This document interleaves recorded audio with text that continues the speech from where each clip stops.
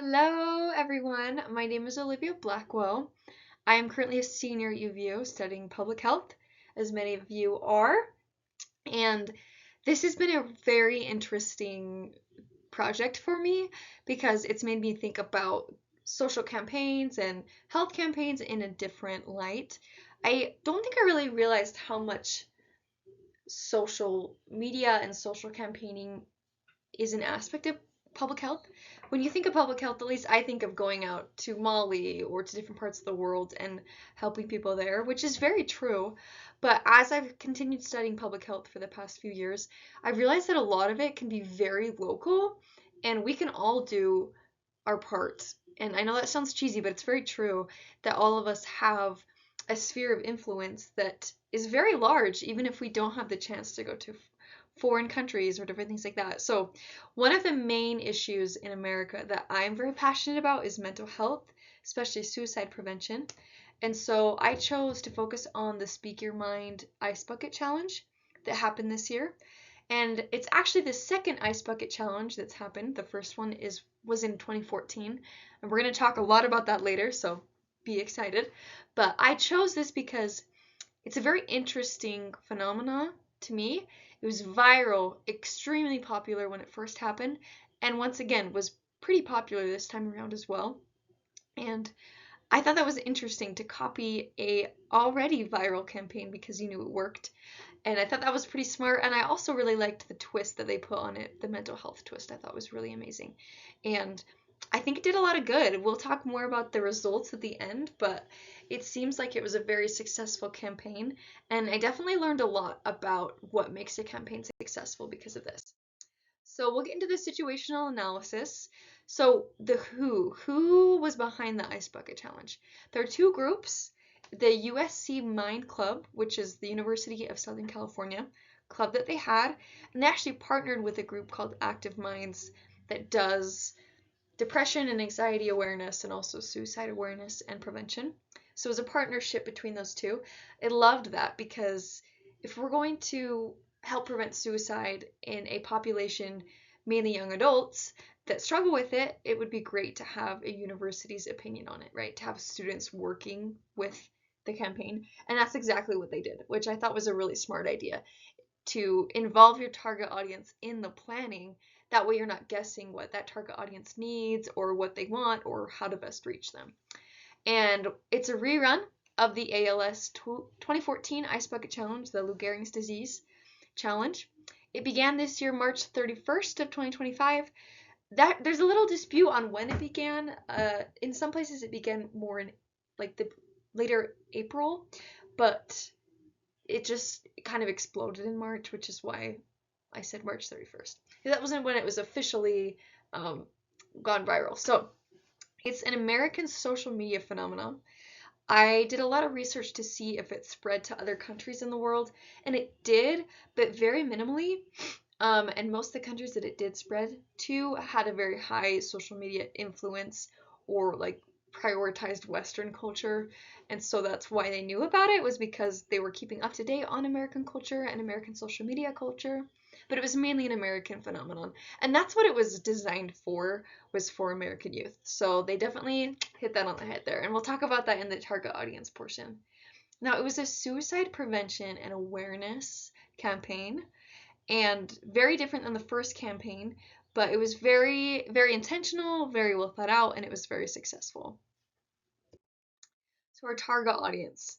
Our target audience was the American youth, specifically those on social media, TikTok and Instagram. And there are benefits and complications with this because awesome if your target audience is social media teenagers, because most teenagers are on social media. But if your target audience is all teenagers, then you miss a good portion of the population because there are several teenagers that don't have social media. So it was a risk that I took. I think it was probably worth it because social media does have a pretty high link to suicide and depression and anxiety, body image related issues. So they knew what they were doing when they made that their target audience. And they were chosen because they're very susceptible, right? Children ages like 15 to 25, the 10-year range, very susceptible to feelings of self-harm and suicide. and also high social media consumption. So very much correlated causation. There's a lot of different studies about that, and that's not really what I was researching in this, but I thought that was an interesting perspective, is to use the very thing that could be causing some of those issues as a way to prevent them, which is very smart, very out of the box, and a really great idea. So our primary objectives were as if I did anything, but the Ice Bucket Challenge, their primary objectives were to reduce the mental health stigma around depression and anxiety, and then also to reduce the stigma of getting help for those issues. I think a lot of American youth were raised in homes that maybe did not teach them that having mental health issues was normal, or that those individuals could get help or should get help. A lot of people struggle with that, of the, my parents don't want me to get on medication, I really want to, or I feel like I need therapy, but that's really taboo to talk about in my home. And so reducing that stigma and normalizing the conversation, and they did a great job with that. They definitely got that objective. Suicide awareness, suicide prevention, and these two things were really done through the last 2 points in this slide, the peer support and the community involvement. So the way the Ice Bucket Challenge works, and I'll get into this a little bit later as well, is you would perform the Ice Bucket Challenge, so dumping ice water on your head, and then tag 3 individuals to do the same. And so when everyone does that, right, it becomes exponential. And that's entire communities, entire schools, entire friend groups all doing this challenge once, twice, maybe 3 times. And it was really effective to show these teenagers, you know what, I'm not alone in my struggles. The 4 P's. So our product was the actual Ice Bucket Challenge, right? The act of dumping the water on your head and then tagging 2 to 5 individuals on social media. Also, less emphasized, which is a very interesting choice, they did ask for donations. The first Ice Bucket Challenge, that was very heavily emphasized, and this one was less so. But the main thing was to just do the Ice Bucket Challenge and then tag in the individuals. And the promotion is, it's a rerun of an old campaign from 2014, and they use Instagram and TikTok instead of Facebook, which was the primary social media platform last time. And the prize, and this is where it's a little shady, was either dump a bucket of ice water on your head or donate to the Active Minds organization, maybe both. Like I said before, the donating part kind of got lost in translation this time. Before, it was either you donate to help with studying Lou Gehrig's disease, or you have to endure the ice water. But this one, it kind of just was like I dare you to put the ice water in your head and talk about suicide prevention. So a little different aim there. That was the original thought, but it kind of shifted as more and more people exponentially participated. And then it was virtual, obviously, nationwide, and on social media. So I thought some of these pictures were hilarious. I don't know why this girl decided to do it in her kitchen. I think that's absurd. And I just thought his face was priceless. And here's some more great pictures for you. I thought this was awesome. Like a bunch of coaches, doing the Ice Bucket Challenge together. I think that's awesome too, when youth have the opportunity to see mentors, parents, people that really care about them, that are wise and more experienced in their minds, participating, right? Because then it shows like this is a big deal. Suicide prevention and awareness is a big deal, and it's worth talking about, even for adults. This I thought was hilarious. From Cold to Colder, all in the name of mental health awareness. And I loved this little quote right here that says, you're supposed to dump it out, which I think was hilarious. They just put the actual bucket just straight on his head, and that looks extremely uncomfortable for him. And it's videos like this that I think are awesome because they're hilarious. They definitely catch your attention, and the comments are great, but they're always really inspiring and uplifting because most people really do care about this issue.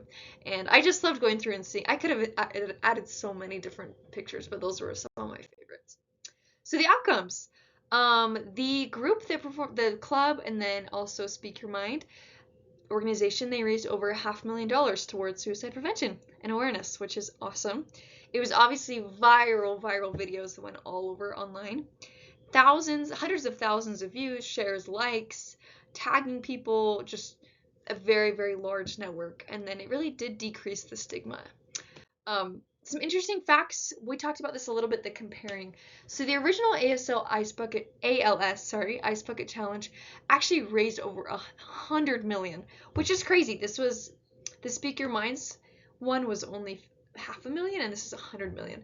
So as far as lucrative wise, financially wise, the ALS Ice Bucket Challenge was way more lucrative. But maybe they had a different idea in mind, a different target, and a different outcome in mind. It could have been due to a blurred expectation from the viewers, a younger audience with less money to donate, slightly different desired outcomes. There's some controversy from the ALS community of, hey, what about us? What about the original Ice Bucket Challenge? And viral nature of videos makes that awareness kind of short-lived. So those are some interesting facts that I found about the controversy between having both. And then here are the references that I use, and once again, there are in-text citations as well. So hopefully you learned something and that you enjoyed.